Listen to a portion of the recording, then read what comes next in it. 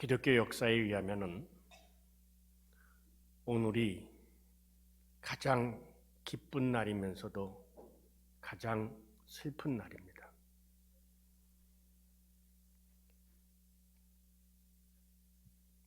아무도 가려고 하지 않았던 그 십자가의 길을 혼자서, 그것도 1시간도 아니고 몇 시간씩 십자가에 달리고 조롱과 멸시와 천대를 받으며 그 모진 시간을 겪었던 예수 그리스도의 시간이기에 성금요일은 가장 인류 역사 속에서 가장 슬픈 날이고 가장 괴로운 날이고 고통스러운 날입니다. 그러나 반면에 예수 그리스도를 믿는 사람들에게는 성금요일이 없었더라면 그 모든 것들을 다 내가 짊어지고 가야 하고 내가 당하여야 했었고 내가 그 고통을 입어야 되기 때문에 그리스도인들에게는 가장 기쁜 날이기도 합니다. 예수님께서 살아계시면서 가장 애절하게 가장 슬픈 목소리로 십자가에서 하신 말씀이 있습니다. 그게 바로 엘리 엘리 라마 사박다니, 나의 하나님 나의 하나님 어찌하여 나를 버리십니까? 라는 이런 말씀이었습니다. 예수님이 십자가에 몫이 박힐 때도 아무 말도 안 하셨습니다. 혹시 여러분 패션 오브 크라이스트라는 영화를 보신 적이 있으신다면 그 책찍으로 그 목 책끄트물에 철제를 달아가지고 살점이 뜯어나가는 그 고통의 매를 맞으실 때도 아무 말씀 안 하셨습니다. 그런데 십자가에 달리시고 마지막 그 목숨이 넘어가는 순간에 예수님이 마지막 한 얘기가 엘리 엘리 라마 사박다니 어찌하여 나를 버리시나이까? 라는 이 말씀이었습니다.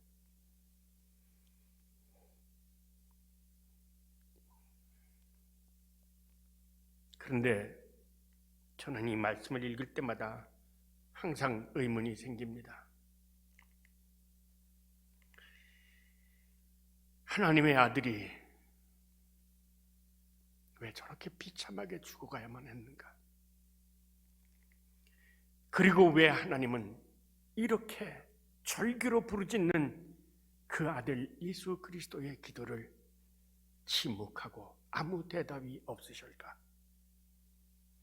천지를 창조하신 하나님이 그 자리에서 예수 그리스도를 십자가에서 내려오게 하지 못해서 침묵하신 건가? 능력이 없어서 예수 그리스도의 십자가의 절규에 아무 대답도 못한 것인가? 예수께서 이렇게 부르짖었지만 여전히 하나님은 침묵하셨기에 아까 읽은 말씀 속에 지나가는 사람들은 예수를 두고 조롱합니다. 엘리야가 와서 고쳐주는가 보라. 엘리야가 와서 고쳐주는가 보라.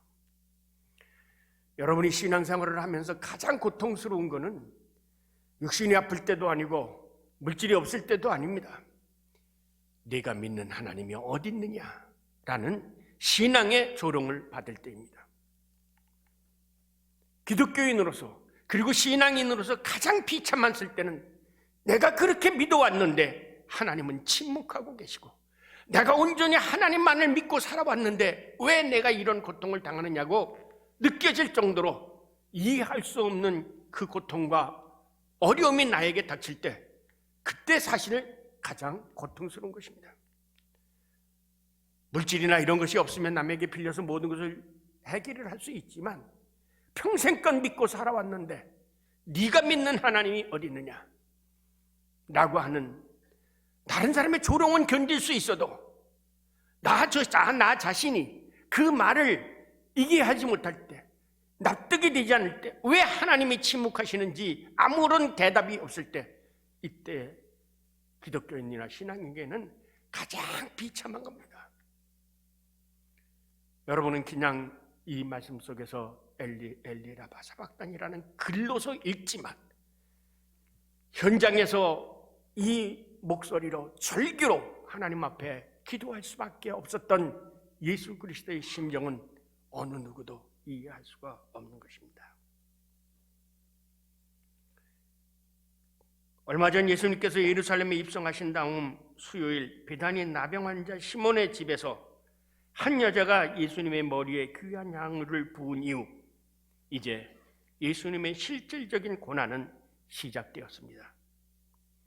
특히 예수님께서 제자들과 마지막 만찬을 나누시고 겟세마네 동산에서 기도하기 시작할 때부터 이제 예수님의 심리적 고뇌는 더욱 깊어졌습니다.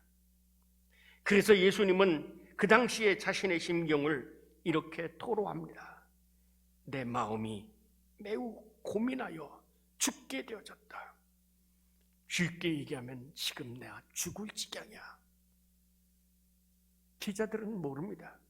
그러나 예수님은 그 겟세마네 동산에 엎드려서 내가 지금 죽을 지경이야. 그런데 이것을 누구한테도 얘기할 수가 없고 혼자 이 모든 것들을 감내하실 수밖에 없었습니다. 그래서 예수님은 하나님 앞에 기도합니다. 아버지, 만일 하실 만하거든 이 잔을 내게서 지나가게 하옵소서. 어제도 얘기했지만 이 지나가게라는 것은 파사트입니다. 내 이 고난을 안 거치고 유월절 때 인방에 피를 발랐을 때 그 죽음의 사자들이 지나간 것처럼 내가 죽지 않고 이것을 행할 수 없겠습니까? 라고 하나님 앞에 기도했습니다.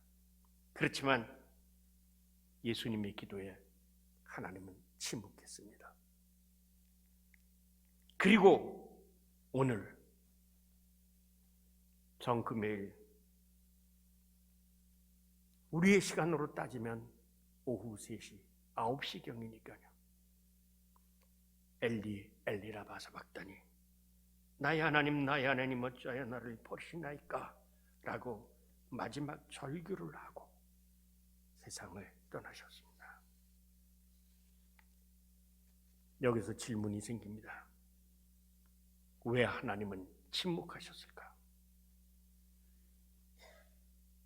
이스라엘 민족을 대해서 전쟁통에 가서 대신 싸워주시던 여호와 하나님, 아멜렉 족속들과 싸울 때 이스라엘 사람 뒷전해놓고 당신이 나가서 싸우던 그 하나님, 그 하나님이 왜 예수의 기도에는 침묵하셨는가? 이러한 질문은 신학적으로 굉장한 중요한 주제입니다. 그래서 많은 신학자가 왜 이 예수 그리스도에 대하여, 이 기도에 대하여 하나님이 침묵하셨는지를 연구하기 위해서 많은 사람들이 책을 썼습니다.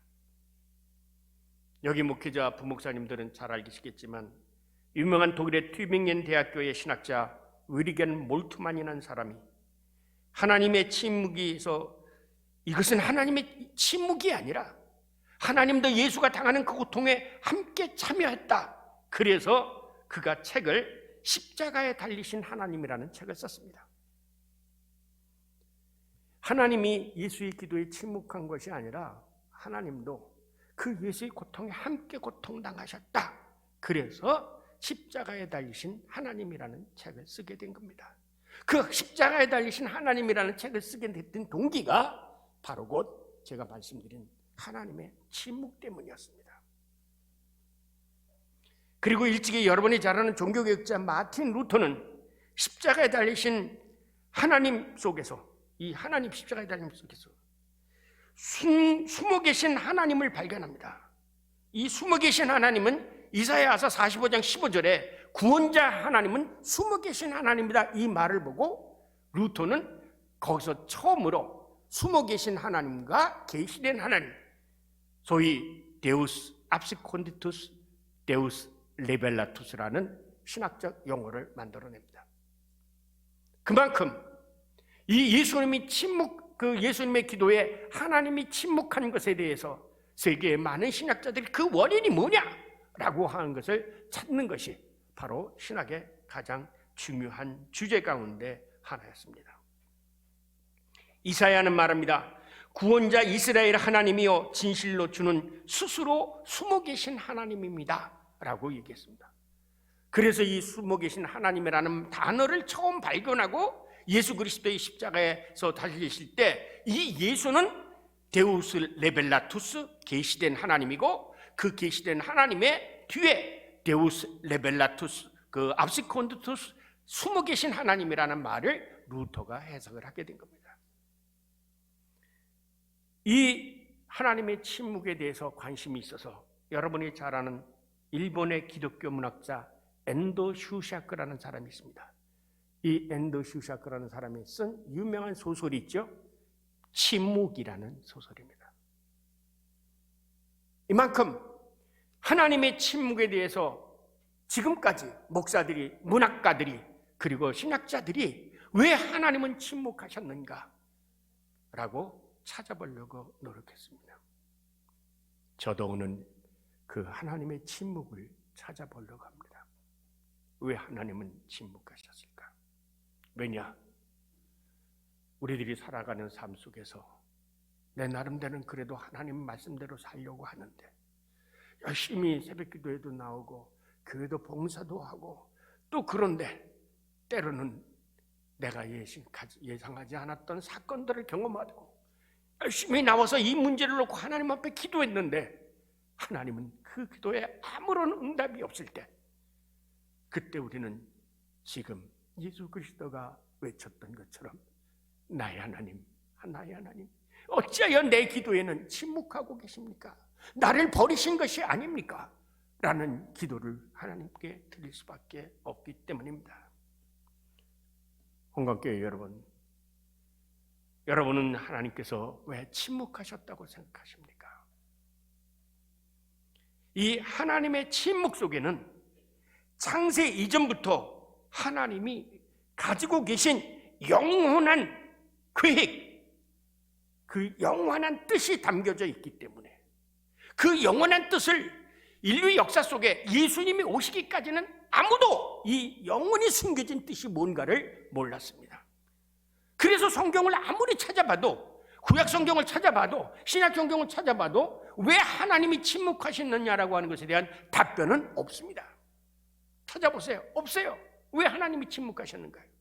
그래서 신학자들이 이것을 연구하고 소설가들이 또 소설을 쓰고 해서 왜 하나님, 그래서 거기서 이 하나님의 침묵 때문에 무엇은 생기냐면, 그렇다면 하나님은 안 계신 것이 아닌가?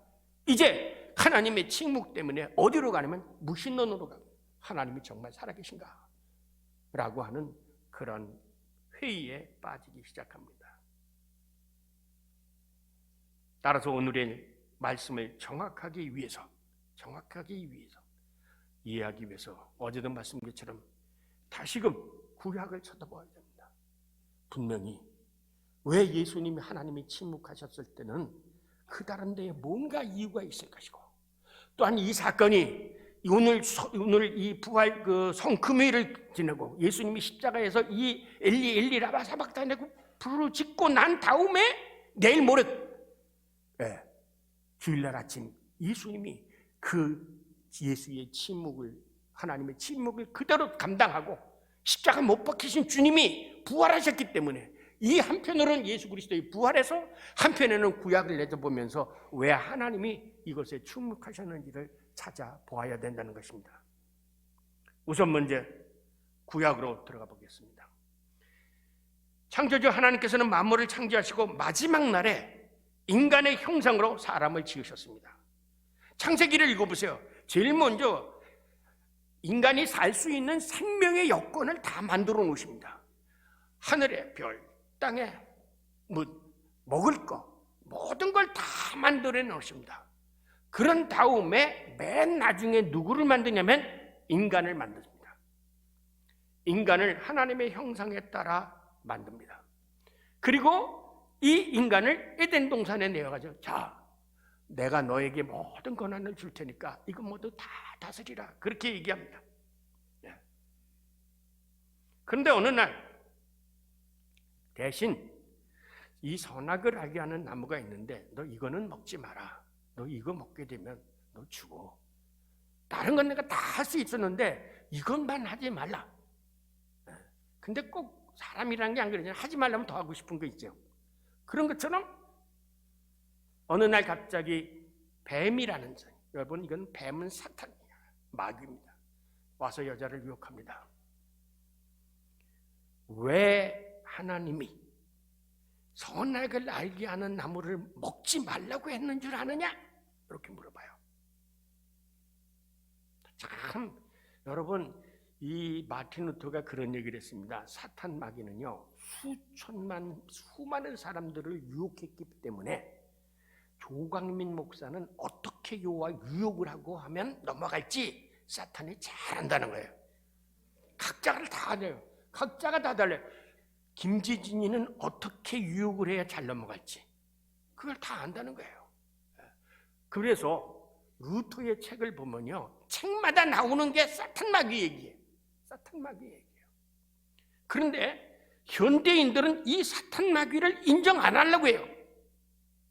그리고 천사도 인정 안 하려고 해요. 소위 얘기해서 보이지 않는 영적인 세계에 있는 존재, 소위 이게 가이스틀히스 베이젠이라고 합니다. 그걸말로 영적 존재들에 대해서 인정하려고 하지 않습니다.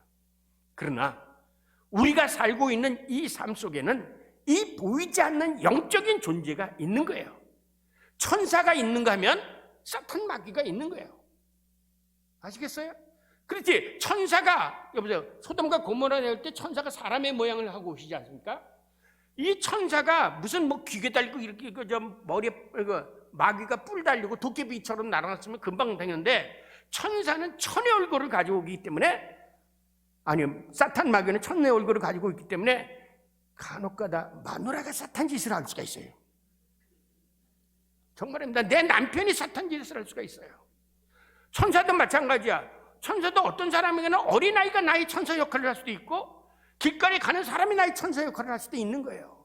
여러분은 이 천사를 존재론적으로 보기 때문에 그런데, 이 성경에 나오는 모든 것들은 존재론적인 겁니다. 그것을 존재론적으로 모든 것을 보는 것은 그리스 철학이에요. 그리스 철학이에요. 헬라 철학이에요. 성경은 기능적으로 보는 것이 성경이에요. 그래서 예컨대 똑같은 바가지를 가지고 똥을 풀면 똥바가지예요. 그거는요. 이거를 가지고 물을 풀면 물바가지야. 목사라도 나쁜 짓 하면 사기꾼이에요. 교회 장로라도 돈 훔치면 도둑놈이에요. 그 사람이 무슨 일을 하느냐라고 가지고 따지는 게 이 성경에서 얘기하는 거예요. 그러니까 여러분, 성경을 볼 때 이것을 잘, 나에게 사탄 짓을 하는 놈은 그건 사탄이야. 사탄 마귀야. 사탄 마귀였고. 그러니까 보세요. 예수님이 베드로가 내가 이제 3일 만에 가서 부활하여 죽은 자가 넘겨주고 부활하려 했다. 아, 선생님 그렇게 하지 마십시오 그랬죠. 그때 예수님 그 베드로한테 뭐라고 그랬어요? 예, 여기 나오시네. 사탄아 물러가. 너는 지금 나한테 사탄 짓을 하고 있다는 거지요. 예. 이거를 하면 성경 이해하기가 참 쉽습니다. 존재, A 목사는 무조건 의인이고 B 목사는 무조건 악인이 아니라 그 사람이 무슨 짓을 하느냐에 따라서 사탄이 될 수도 있고 그 다음에 천사도 될 수 있다는 거예요. 근데 여기 와서 나에게 뭐냐면, 너 그걸 먹으면 왜 먹지 말라고 하는 줄 알아? 너가 하나님같이 될 수 있는 거를 못하게 하더라고 그거 먹지 말라고 한 거야. 이렇게 싹 말을 바꿉니다. 이 사족이라는 게 거기서 생긴 게, 뱀이 다리가 없는데 다리를 붙인 게 그게 사족이라는 거였어요. 자, 그랬고 나니까 따먹었습니다. 항상 나쁜 짓은 혼자 하면 안 돼. 왜냐면 자기가 불안하거든. 그래서 다른 사람을 끌고 가게 돼 있어요. 그러니까 자기는 남편에게도 딱 줬어요. 그래서 둘 다 그걸 먹었어요. 그걸 하나님이 하셨죠. 그래서 창세기 3장 22절에는 하나님이 어떻게 말씀하신 줄 아십니까? 창세기 3장 22절. 보라, 이 사람이, 그 아담이에요. 이 사람이 선악을 아는 일에 우리 중 성부, 성자, 성령 삼일체 하나님 중에 같이 되었으니 에덴 동산에서 그를 내보내어 그의 근원인 땅을 갈게 하라. 사람의 근원이 왜 땅입니까? 흙에서 사람을 만든 거죠. 여러분, 아담이라는 인간이라고는 그 말은 어디서 왔느냐면 아담하라고 씁니다. 이 아담하라는 말은 흙이란 뜻이에요. 티끌이란 뜻이에요. 그래서 모든 사람, 하나님께서 이 아담을 짓을 때 너 흙에서 났으니까 흙으로 돌아가라 그런 거예요. 아담이란, 인간이라는 것은 뭐냐면 흙이에요. 그래서 이같이 하나님이 그 사람을 쫓아내시고 에덴 동산 동쪽에 그룹들과 두루 도는 불가를 두어 생명나무를 길을 지키게 하시니라. 이렇게 됐습니다. 그리고 창조주 하나님은 아담에게 너는 처음부터 흙이야. 네 주제를 알아야지. 흙이 하나님과 같이 되겠다고? 신과 같이 되겠다고? 너는 흙에서 났으니 흙으로 돌아가라. 자, 여기서 중요한 것이 있습니다. 종교는 인간이 신이 되고자 하는 겁니다. 기독교는 신이 인간이 되신 거예요. 하나님이 높고 높은 보좌에서 낮고 천한 인간의 모습으로 오는 게 이게 기독교입니다. 그러나 중세 때만 하더라도 인간이 돌을 닦으면 의인이 되고, 더 닦으면 성인이 되고, 더 돌을 닦으면 신인이 된다고 했어요. 그래서 중세 때 유명한 데올로기아 게르마니카라는 책이 유명해졌는데, 그 데올로기아 게르마니카라는 그 책 속에 너도 신이 될 수 있다라고 해요. 이게 철학이고, 그래서 다른 모든 종교에는 성자가 있고, 그렇죠? 캐톨릭에도 성자가 있고, 그 다음에 신자가 됐어요. 여기 오늘 올라보니까 선녀가 있더라고요. 혹시 아시는지 모르니까 여기 요 앞에 요 길가에 선녀가 있어요. 아세요? 제가 말씀 안 드리지? 하늘 내려서 온 여자가 있더라고요. 보니까요. 이게 바로 종교라는 거예요. 무속이고. 제가 돌을 닦으면 어떤 신격적으로 뭔가 올라갈 수 있다고 생각하는, 이게 바로 인간이 끊임없이 가지고 해요. 그게 사탄 노예가 된 거예요. 사탄이 와서 너는 조금만 하면 이제 교회에서 너는 서리 집사, 무슨 집사 해가지고 등급을 다 매겨요. 사실은 루터가 종교개혁을 할 때 교회 장로라든가 집사라든가 그런 거 없앴어요. 다 평신도 했었어요. 그래서 독일 루터교회는 아직도 모두가 평신도고 다 평신도 대표가 있습니다. 어떻게 하나님 앞에 무슨 교회 교적비 신급이라고 그래. 신급이 어디 있어? 다 하나님 앞에 죄인이지요. 그런데 인간들은요 꼭 하지 말라는 짓을 골라서 해요. 그래서 이런 신급을 만들어. 그리고 오히려 이 신급을 만들어 놓으면 사람들이 그걸 좋아해. 그래서 어떤 단계에 올라가면 자기가 아래에 묻는 사람한테 뭔가를 위에 있다고 생각을 해서. 하나님의 나라가 하면 신급이 있을까요? 없어요. 참, 아까 찬송 정말 감사히 잘 들었습니다. 어쩌면 제가 찬송이 들어서 너무 가슴이 벅차서 제가 정말 오늘 감사합니다. 좋은 찬송 감사드립니다. 인사가 늦어서 죄송합니다. 그래서 인간이 에덴에서 쫓겨났어요. 그래서 이제 인간의 모든 삶은 너는 흙에서 났으니 흙으로 돌아갈 수밖에 없다. 또한 너는 세상에 사는 동안에 사탄 마귀의 얘기를 들었으니까 너는 사탄 마귀의 노예가 되어 살 수밖에 없다. 이게 이 모든 인간의 실존적인 삶의 정황인 것입니다. 이게 얼마나 동화 같은 얘기예요. 그래서 이 이야기는 아마 지금도 유치원생 정도는 귀담아 들어도 초등생만 되어도 듣지도 않고 믿지도 않을 것입니다. 더욱이 현대 지성인들은 이러한 이야기를 단군 신화나 그리스 신화에 나오는 것으로 치부해버리고 있습니다. 그래서 현대 신학자들 가운데 아담의 이야기를 단지 신화 혹은 전설 혹은 설화라고 얘기합니다. 여기 부목사님들 계시죠? 학교에서 구약신학 교수한테 뭐라고 했습니다? 창조 설화라고 들었죠? 그래서 바벨론의 창조사라가 어떻고 성경에 있는 창조사라가 어떻고 이집트의 창조사라가 없으니까 이건 기독교의 창조사라는 뭐 바벨론의 에무나 엘리시 창조사를 갖다가 이렇게 만드는 것다 하고 이거를 설화로 혹은 전설로 동화 같은 것으로 치부를 해버렸어요. 사모님 그렇게 들으셨죠? 네. 그러니까 현대 신학자들이 이 원인을 못 찾는 거예요. 왜 예수님이 침묵하셨는지를 못 찾는 거예요. 그래서 현대 그리스도인 가운데도 이 아담의 이야기를 단지 신화 혹은 전설 혹은 설화의 일종이라고 생각하는 사람들이 많습니다. 특히 서구 신학 가운데는 많은 사람들이 이렇게 생각합니다. 그래서 이것을 창조설화라고 말합니다. 그러나 이 이야기는요, 신화나 전설, 당구 신화 같은 얘기가 아닙니다. 이 이야기는 보이지 않는 우리들의 세계, 이거 아십니다. 우리들이 이 살고 있는 이 세계는 아까도 얘기했지만 눈에 보이는 세계가 있는가 하면 눈에 보이지 않는 세계가 있습니다. 이 눈에 보이지 않는 세계에는 누가 있느냐는 줄 아십니까? 천사가 있고 사탄 마귀가 있는 거예요. 사람들이 이것을 인정하려고 들지를 않아요. 왜? 성경 읽어보세요.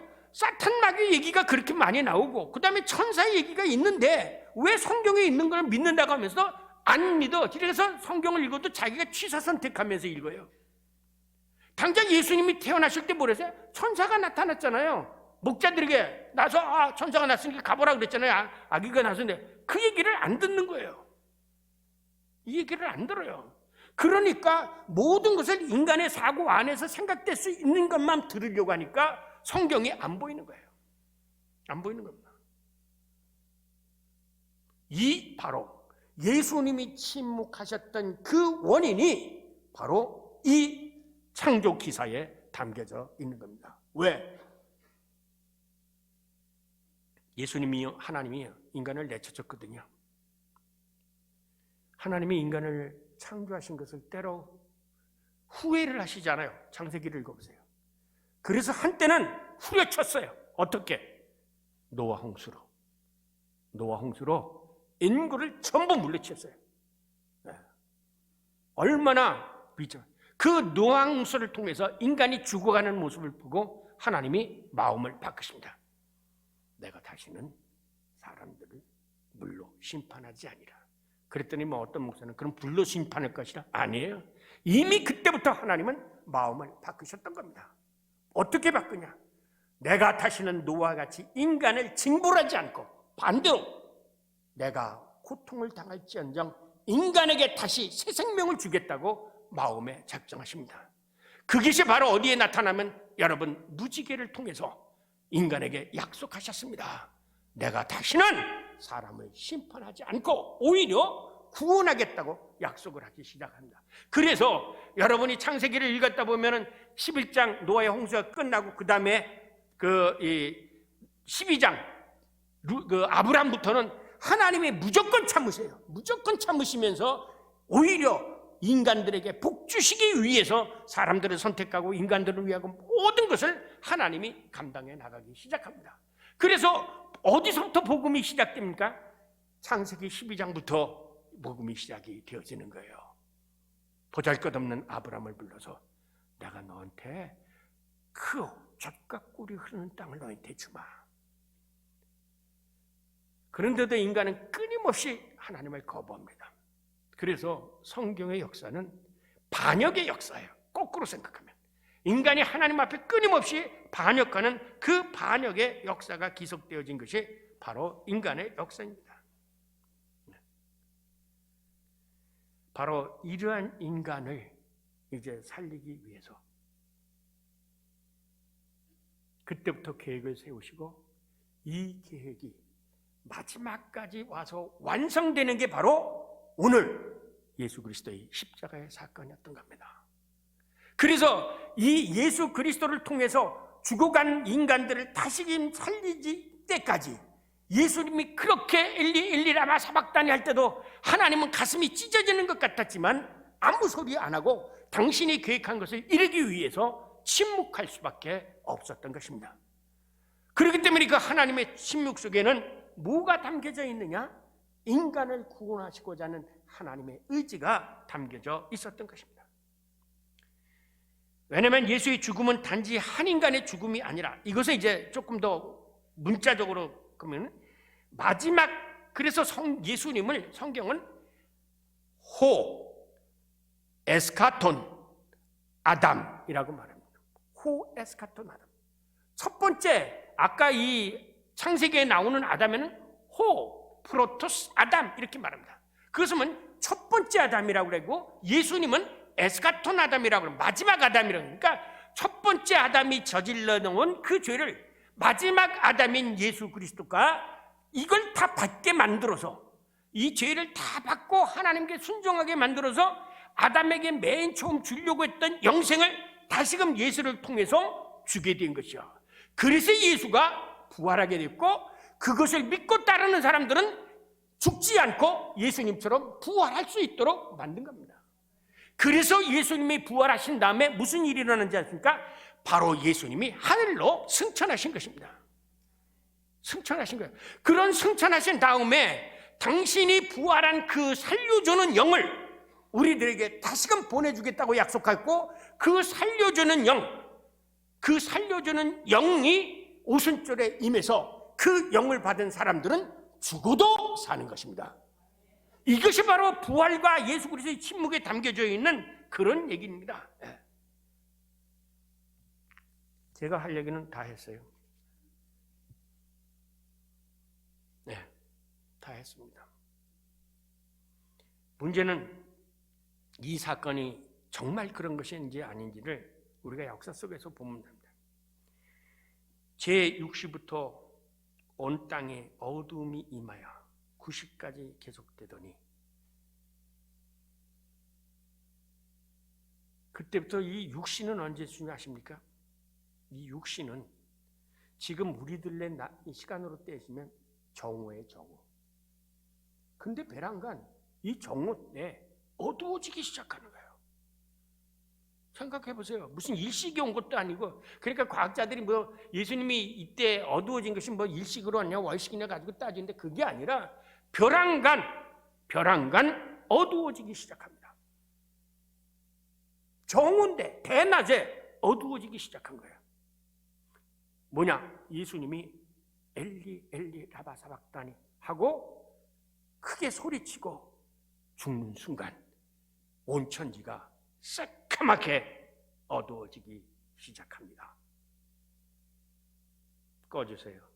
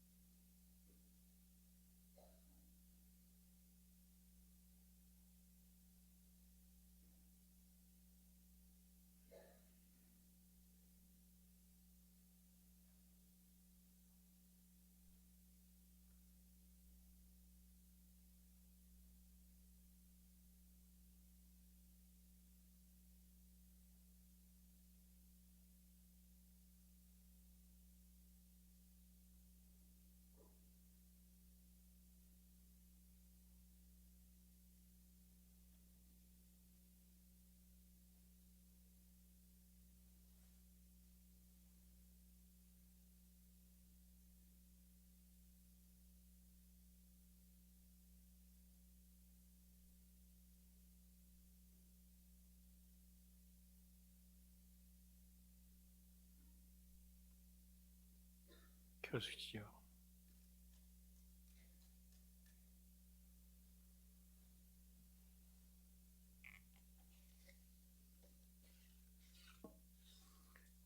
불이 꺼진 동안에 여러분은 무엇을 느끼셨습니까? 요한복음 1장 5절에서 5절, 9절, 10절에 의하면 빛이 어둠에 비추되 어둠이 깨닫지 못하더라.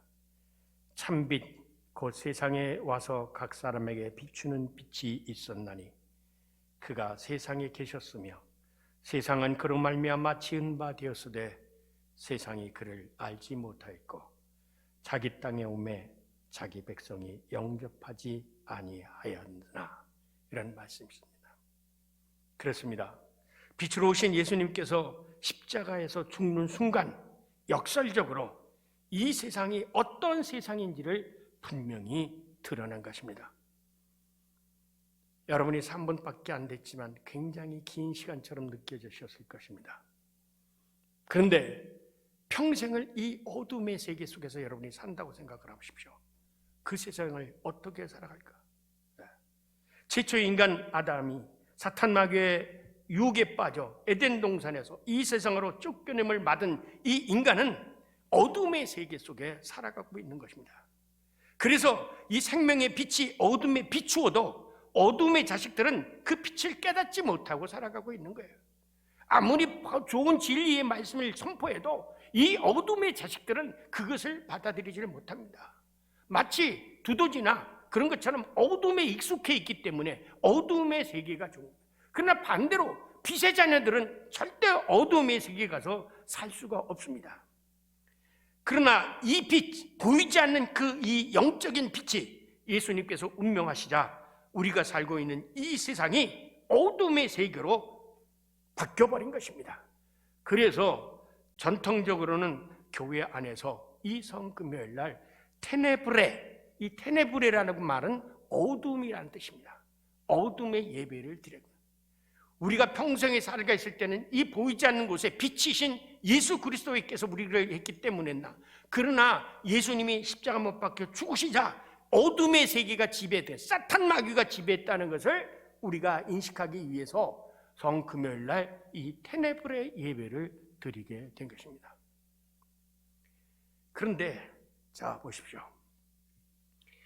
6시 그러니까 6시 대정오에 어둡기 시작했던 그것이 예수님이 숨을 거두실 때 9시쯤 되어서는 새카맣게 온 세상이 어둠으로 번져버렸습니다. 그런데 그 순간에 무슨 일이 일어났습니까?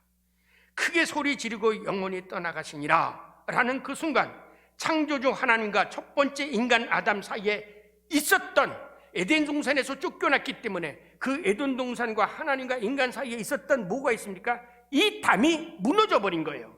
이 사건이 뭡니까? 바로 성전에 있던 휘장, 성소의 휘장이 위로부터 아래까지 쫙 찢어진 겁니다. 혹시 여러분 전에 제가 여기 들어보니까 그 여기 성막 성전 뭐 갔다 오시는 분들이 있었는데 한번 가보셨죠?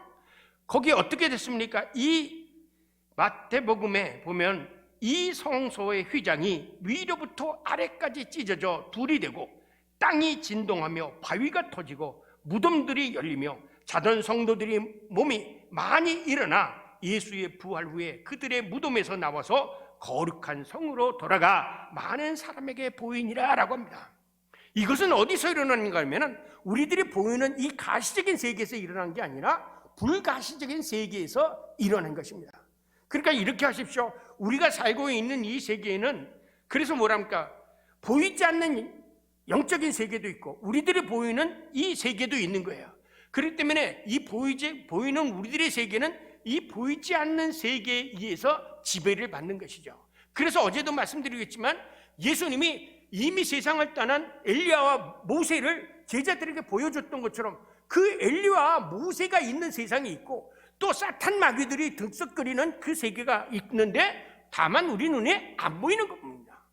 예수님이 부활하셔서 엠마오로 가던 제자들과 같이 나란히 가셨지만 예수님을 못 알아본 것처럼 우리들 주위에 누가 천사인지 누가 악마인지는 모르지만 우리가 살고 있는 이 세계 속에는 이 사탄 마귀도 있고 천사도 있고 이것이 영적인 세계가 우리와 같이 있는 것입니다. 그래서 우리의 싸움은 혈과 육의 싸움이 아니라 무슨 싸움이요? 영적인 싸움인 것이에요. 그래서 내가 신앙적으로 바로 때문에 요한일서 4장에 내 영혼이 잘 되면 범사가 형통하려는 거예요. 그래서 예수님이 산상수훈을 다 얘기한 동동 내가 먼저 하나님의 나라와 의를 구하라. 그러면 무슨 먹을까 입을까 염려하지 말라. 이 모든 것을 하나님께서 더해 주시리라. 왜? 하나님의 자녀가 됐기 때문에.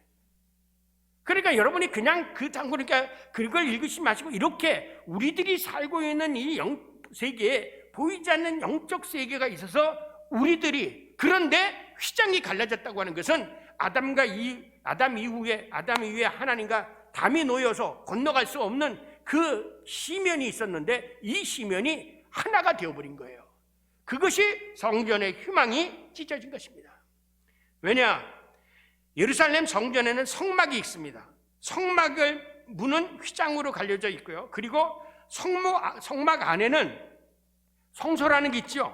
그 다음에 지성소라는 게 있습니다. 이 지성소 안에는 하나님께서는 법궤 안에 모세의 쌍난지팡이와 십계명과 만나가 거기 들었죠. 이것은 뭐를 얘기하냐면 영원한 하나님의 지성소예요. 근데 오늘 여기 성경에서 찢어진 그 휘장이 뭐냐면 성소에서 지성소로 들어가는 그 휘장이 찢어진 거예요. 그런데 이 휘장이 얼마나 단단하면요, 출애굽기에 보면은 청색실, 자색실, 홍색실로 싸고 거기다가 거기를 배를 같이 집어넣어요. 배로 같이 찧었기 때문에 저도 가봤어요. 칼로 찧어들어 안 찢어집니다. 칼로 위에서 아래로 내리쳐도 그 천이 안 찢어져요. 그런데 그 천이 위에서부터 아래까지 찢어진 거예요. 이것이 뭐냐? 하나님과 인간과의 놓였던 담이 무너지고 이제 하나님과 인간이 소통할 수 있는 길을 하나님이 예수 그리스도가 십자가의 대속의 죽음으로 죽자 그 길을 열어놓으신 거예요. 그렇기 때문에 우리가 그때부터는 이제는 우리가 그 예수님을 따라서 하나님의 나라에 갈 수 있는 길이 열린 거예요. 그래서 예수님 뭐랍니까? 내가 길이요 진리요 생명이다. 나로 말미암지 않고는 하나님의 나라가 갈 수 없다. 그렇게 말한 겁니다. 이것이 다른 종교에는 없습니다. 기독교밖에 없는 거예요. 예수님이 죽지 않았다면 성전의 휘장이 끊어지지 않았고 성전의 휘장이 끊어지지 않았다면 찢어지지 않았으면 우리가 하나님의 나라에 갈 길이 없었던 겁니다. 왜? 인간은 타락해서부터 하나님께서 쫓겨났죠. 에덴 동산에서요. 에덴 동산 하나님에게 돌아갈 길이 없는 거예요. 이 세상에서 그냥 지질이 고생하다가 흙에서 났으니 흙으로 돌아갈 수밖에 없는 그 인간, 사탄 마귀의 어둠의 자녀가 되어서 살 수밖에 없는 그 인생이 예수 그리스도가 죽음으로 말미암아 대속의 죽음을 주로 모든 죄값을 지불함으로 말미암아 성전의 휘장이 띄어지고 오늘 여기처럼 뭐합니까? 무덤에 있었던 자들도 다 그 죽음과 사망의 권세에 있었던 자들도 다 다시금 살아나게 되어진 것입니다. 이것은 하나님께서 직접 하나님과 인간 사이에 담을 헐어버린 사건인 겁니다. 그래서 사도 바울은 에베소서 2장 14절 6절에서 이렇게 말합니다. 에베소서에 그는 예수 그리스도는 우리의 화평이신지라 둘로 하나를 만드사 원수된 것 곧 중간에 막힌 담을 자기 육체로 허시고 또 십자가로 이 둘을 한 몸으로 하나님과 화목하게 하려 하심이라. 원수된 것을 십자가로 소멸하셨으니 이는 그로 말미암아 우리 둘이 한 성령 안에서 아버지께 나아가게 하려 하심이라. 예수 그리스도께서 그거를 행하지 않았으면, 그러니까 누군가는 하나님께서 명령하신 이 심판을 감당해야 되겠는데 아무도 이 심판을 감당할 사람이 없었을 때 하나님의 아들을 보내서 첫 번째 아담이 지은 죄를 마지막 아담이 다 감당하도록 함으로 말미암아 하나님께서 하셨던 심판을 내린 걸 다시 거두고 이제 하나님과 인간 사이가 하나가 될 수 있도록 길이 열린 게 되어집니다. 그래서 저나 여러분은 예수님 덕분에 이제 하나님의 나라에 갈 수 있는 길이 열린 거예요. 길이 열린 거예요. 예수님은 나로 말미암지 않고는 하나님 나라로 갈 자가 없다고 말하는 거죠. 바꿔 말하면 최초 인간 아담이 하나님과 같이 되고자 했던 그 죄를 범하여 생명나무가 있는 에덴 동산에 쫓겨나 예수님의 십자가의 대속으로 다시 하나님의 나라에 갈 수 있는 길이 열리게 되어진 것입니다. 최초 하나님과 인간 사이에 있었던 이 분리가 예수 그리스도로 말미암아 화해가 이루어지고 하나의 길이 통하게 되어진 것입니다. 그래서 예수님께서 부활하신 후 인간은 하나님께로 갈 수 있는 길이 열린 겁니다. 이제 우리들은 우리만 원하면 아멘하고 그 길만 따라가면 되는 겁니다. 그런데 그 길이 좁습니까? 넓습니까? 그 길이 좁을까요? 넓을까요? 좁아요. 그래서 예수님이 있잖아요. 사망으로 인도하는 길은 넓고 생명으로 인도하는 길은 좁은 거예요. 아무나 가는 것이 아닙니다. 예수님께서 그 모진 고난을 당하시고 만들어 놓은 그 길을 아무나 갈 수 있다면 아니죠.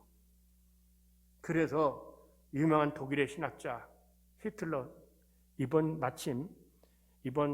부활주일이 디트리트 보네포라고 하는 유명한 신학자가 히틀러한테 대항하다가 죽은 날이 4월 9일입니다.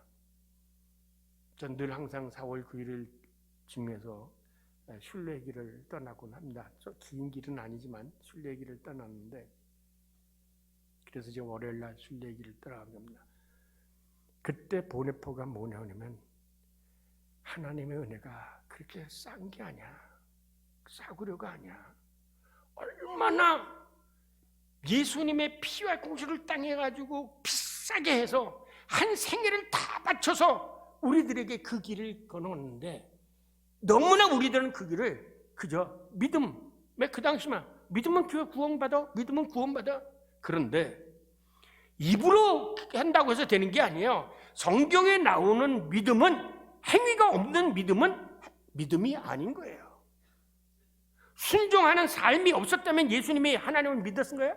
아니요. 끝까지 십자가에 못 박혀 죽기까지 엘리 엘리 라바 사박다니 할 만큼 마지막 순간까지 모든 것을 하나님께 바치는 것, 이것이 믿음인 것입니다. 오늘 본문에는 성소와 지성소 사이에 있는 휘장이 찢어지자 동시에 무덤들이 열리며 자던 성도의 몸이 많이 일어나되 예수의 부활 후에 그들이 무덤에서 나와서 거룩한 성에 들어가 많은 사람에게 보이니라 라고 증언되어져 있습니다. 이 말씀은 신화나 전설 혹은 설화가 아니라 아까 창세기에서 얘기한 것처럼 우리들이 알지 못하는 보이지 않는 세계에서 일어난 사건인 것입니다. 그러면 질문하겠죠.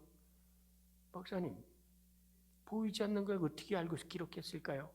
이렇게 묻는 사람은 사탄이야. 왜냐하면 묵시라는 것이 있습니다. 묵시는 성경에 많은 묵시들이 있습니다. 예를 들면 마가복음 13장도 묵시고 요한계시록도 그게 묵시예요. 아포칼립스라는 것은 내가 어느 날 순간 갑자기 보이지 않는 영적인 세계를 우리들에게 보여주어서 그것을 기록한 것이 바로 묵시라는 겁니다.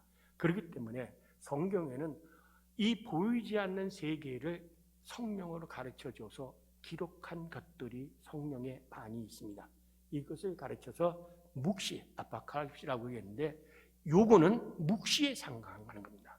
누가 보고 기록한 것이 아니라 이 보이지 않는 세계에서 일어난 사건들을 성령이 충만해서 받아서 기록한 거죠. 그래서 성경이나 이런 것은 영감받은 책이라고 말하는 겁니다. 그냥 사람이 머리로 생각해 놓은 글이 아닙니다. 우리가 보이지 않는, 예를 들면 우리가 우리 어머니나 아버님이 어떻게 하나님을 가르쳤는지 그거는 모릅니다. 그거는 영적인 세계 안에서 일어나는 것입니다. 다만 우리가 이 묵시적인 것들이 보이지 않는 세계 속에서도 그런 일이 있었고 일어날 수 있다는 것을 우리는 성경을 통해서 이해하게 됩니다.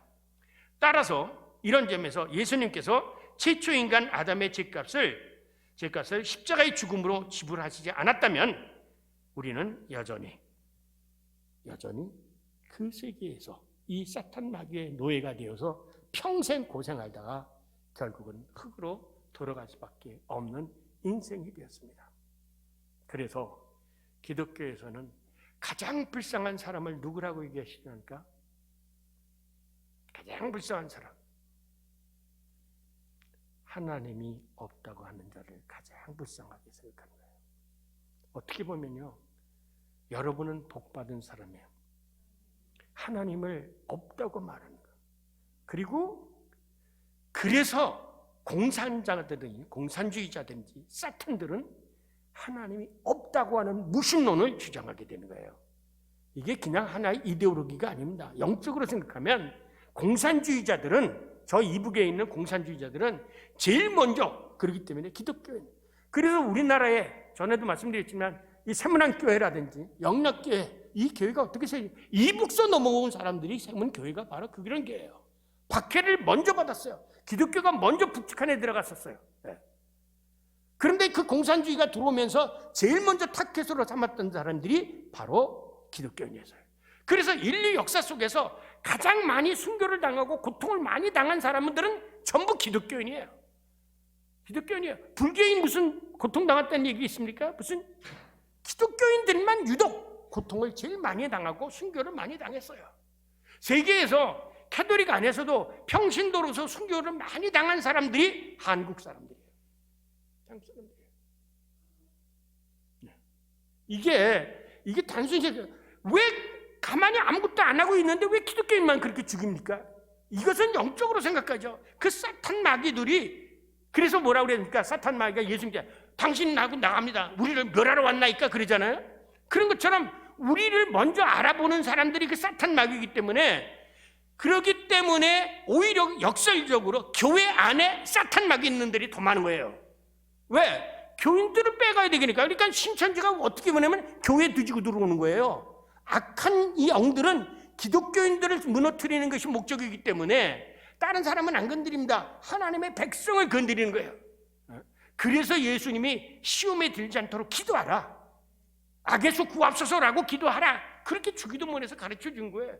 아니 예수님이 무슨 악이 없어서, 예수님은 악이 있다는 것도 알고 사탄 마귀가 있다는 것도 알고 있기 때문에 너희들을 분명히 시험할 것이니까 시험에 들게 하지 마시고 악에서 구하옵소서라고 항상 기도하라. 그래서 주기도문 속에 시험에 들게 하지 마시고 악에서 구하라고 기도하라고 가르쳐 주신 겁니다. 그걸 외우려고 하지 마세요. 마음속에 깊이 생각하세요. 그렇게 이제 이걸 염두에 두고 보면요, 어느 남편이 사탄 짓을 하는 게 보여. 저건 분명히 하나님이 원치 않은 짓을 하는 거예요. 봐요. 이렇게 눈에 보인다니까, 느껴져 와요. 이건 분명히 하나님의 뜻이 아니에요. 가끔가다 제 마누라한테 제가 그러는데 사탄을 물러가라고. 왜냐? 순간적으로 어느 정도냐면요, 여러분이 세상을 살다가 하루에도 수없이 그 사탄의 노예가 되고 살짝 순간적으로 악한 생각을 한다든지 순간적으로 욕심이 생긴다든지 순간적으로 이래요. 그럴 때마다 여러분 사탄아 물러가라 기도하세요. 사탄아 물러가라. 그러면 참 묘하더라고요. 순간 그런 생각들이 없어져 버려요. 그런 생각들이 없어져 버려요. 그래서 우리는 이 신앙생활을 오래 하면 할수록 그 영적인 것이 민감해지는 거예요. 심지어는요, 여기 연세 많으신 분들 계시죠? 80이 넘으면요, 여러분들에게 소위 죽음의 사자들이 옵니다. 어느 날 갑자기 보이지 않던 엄마가 보이고 아버지가 보일 때가 있습니다. 그거는 절대로 어머니, 아버지가 아닙니다. 악한 형상으로 여러분에게 나타나는 거죠. 젊었을 때는 그게 안 돼요. 나이가 들어서 80이나 90대에 대해서 몸이 아프다든지 그러면 요상하게 평소에 오지도 않는 엄마, 아버지가 보여. 그때는 치매기가 오기 시작을 하게 됩니다. 악한 영들이에요. 이것은 우리가 그냥 이 사회 속에서 의학적으로 설명할 수 있는 게 아닙니다. 그건 정신병도 아니고요. 그러니까 이것은 뭐냐면 우리들이 살고 있는 세계는 그만큼 이 선과 악, 이 약한 영에 시달리고 있다고 하는 것을 우리는 알아야 합니다. 바로 이러한 이유에서 예수는 무덤이 없습니다. 그래서 이제 학교에서 또 빈 무덤 설화, 그것도 빈 무덤 설화라고 또 얘기를 해요. 제가 어제도 말씀드렸지만 목사님이 잘못하는 것은 전부 신학자들이 잘못 가르쳐서 그런 겁니다. 교회에서 이 신학자들의 얘기를 가지고 와서 이런 얘기를 합니다. 부활하셨으니까 무덤이 없는 게 당연하죠. 그죠? 시신이 무덤이 없는 게 당연한 거예요. 그리고 분명하게 예수님이 승천하는 것을 많은 사람들이 봤잖아요. 그럴 때 예수님 뭐라 했어요? 내가 이렇게 가는 것처럼 온다고 그랬어요. 약속하신 대로 성령을 보내주셨잖아요. 그러면 이 역사 속에서 이 예수님이 하신 말씀이 실현되어지는 것을 보면 분명히 하나님 예수님이 부활하셔서 지금 살아계시구나 라는 것을 믿으시기 바랍니다. 지금 부활하셔서 예수님이 살아계세요. 먼 훗날에 부활하는 게 아니에요. 아까 어제도 얘기했지만 부활은 현재적인 것이지 무슨 종말론적인 것이 아니라는 거예요. 부활하셔서 지금 내 곁에 살아계십니다. 그것을 보고 전혀 신앙을 가지지 않았던 백부장이 뭐라고 얘기합니까? 하나님의 아들이었다 그래요. 참 묘하죠? 비참하게 죽어가는 예수님을 보고 하나님의 아들이었다고 고백을 합니다. 제자들 가운데 예수님을 하나님의 아들이라고 고백한 사람은 베드로 하나 있는데 그것도 자기 입으로 고백한 게 아니라 성령으로 고백을 하게 되어진 것입니다. 그렇습니다. 참 하나님은 진정한 하나님. 이렇게 아세요? 다른 사람들이 기독교에 대해서 뭐라고 얘기하면 네가 믿는 신이 너를 위해서 죽은 적이 있냐? 한번 물어보세요. 죽은 적이 있냐? 여러분 성경에 솔로몬의 재판이라는 거 아시죠? 여기 젊으신 분. 솔로몬이 두 여자가 와서 자기 아들이라고 막 하니까 솔로몬이 어떻게 했습니까? 그러냐? 하더니까 반 나눠가지고 니네끼리 갈리자. 그래가지고 하늘 날리니까 누가? 진짜 엄마가 양보를 했죠. 왜 했을까요? 왜 그랬을까요? 제가 여기서 솔로몬 재판합니다. 왜 그랬습니까? 성가대 여러분. 반씩 갈라가지면 똑같잖아요. 합리적으로 생각하면. 근데 한 여자가 거부를 했죠.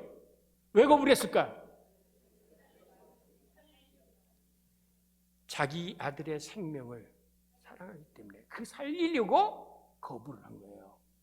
그러니까 진짜 우리의 하나님은 우리를 위해서 우리의 생명을 구원하기 위해서 죽을 수 있는 분이 바로 우리의 하나님인 겁니다. 다른 종교에는 성도들을 위해서 죽었다는 신은 하나도 없습니다. 오직 기독교만이 우리를 위해서 대속의 죽음을 죽으신 분인 것입니다. 참 부모가 누굽니까? 자기 자식을 위해서 자기 몸을 아끼지 않고 내어주는 게 참 부모입니다. 참 스승이 뭡니까? 내 어깨를 밟고 너는 넘어가라. 그래서 제가 학생들이 그럽니다. 내가 싸운 것을 보고 내 어깨를 짚고 너희들은 넘어가라. 참 스승은 제자를 위해서 자기의 모든 것을 넘겨주는 겁니다. 참 목자가 누굽니까? 양떼를 위해서 목숨을 버리는 겁니다. 성경에 나오지 않습니까? 우리가 믿는 하나님이 참 우위의 하나님이요 창조주 하나님이요 나를 사랑하는 하나님이라는 것은 어디서 들면 되냐? 내 대신 십자가에 못 박혀 주시고 나는 살고 당신은 고난을 당하신 그분이 나의 진정한 하나님이신 것입니다. 이제 살펴본 바와 같이 하나님의 침묵 속에는 당신이 창조하신 인간의 생명을 구원하시고자 하는 하나님의 구원의 의지가 있었던 것입니다. 한마디로 말하면 죽은 사람 아담을 다시 살리기 위해서 예수의 기도에 침묵하고 네가 모든 인간을 위해서 죽어라. 그래야 내가 모든 사람을 살릴 수 있다. 그래서 예수님의 기도에 침묵하시고 예수가 엘리 엘리 라마 사박다니 소리쳤지만 끝까지 그가 죽을 때까지 인간의 모든 죄를 짊어지고 죽을 때까지 하나님도 아프시지만 그것을 참고 침묵하셨던 것입니다. 따라서 이제 마지막 아담이 살려주는 영이 되어서 그렇게 해서 죽은 그는 살려주는 영, 뭐라고 얘기했으면 에스카톤 아담 에이스 프노이마 소테이로리스. 이제 그 분은 살려주는 영이 되어서 우리 가운데 다시 오셨습니다. 그분이 누구십니까? 성령입니다.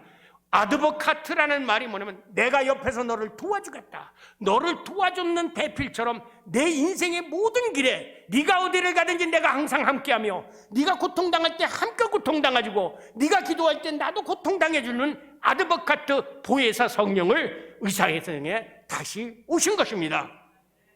그렇기 때문에 죽은 아담을 다시 살리기 위해서 예수의 기도에 침묵하셨고 예수 그리스도가 대신 고통을 당하심으로 말미암아 대신 우리들은 그 살려주는 영을 받아서 우리도 부활하게 되어진 것입니다. 예수님처럼 그래서 사도 바울은 마지막 말씀 다 같이 큰 소리로 읽겠습니다. 로마서 8장 10절에서 11절 그리스도께서 너희 안에 계시면 몸은 죄로 말미암아 죽은 것이나 영으로 말미암아 살아있는 것이니라. 예수를 죽은 자 가운데서 살리신 이의 영이 너희 안에 거하시면 그리스도 예수를 죽은 자 가운데서 살리신 이가 하나님이 너희 안에 거하시는 그 영으로 말미암아 너의 죽은 몸도 살리시리라. 아멘. 살으신 줄 믿으시기 바랍니다. 홍광교회 성도 여러분, 이 말씀을 믿으시기 바랍니다. 다시 한번 읽겠습니다. 예수를 죽은 자 가운데서 살리시니 하나님이죠. 하나님의 영이 너희 안에 거하시면 예수 그리스도 예수를 죽은 자 가운데서 살리시니 하나님이 너희 안에 거하는 그 영으로 말미암아 너의 죽을 몸도 살리라. 죽을 몸도 살리라. 이제는 예수님께서 선포하신 하나님 나라에 들어갈 준비를 하시며 살아갑시다. 그리고 우리 모두 하나님 나라에서 만납시다. 기도하겠습니다.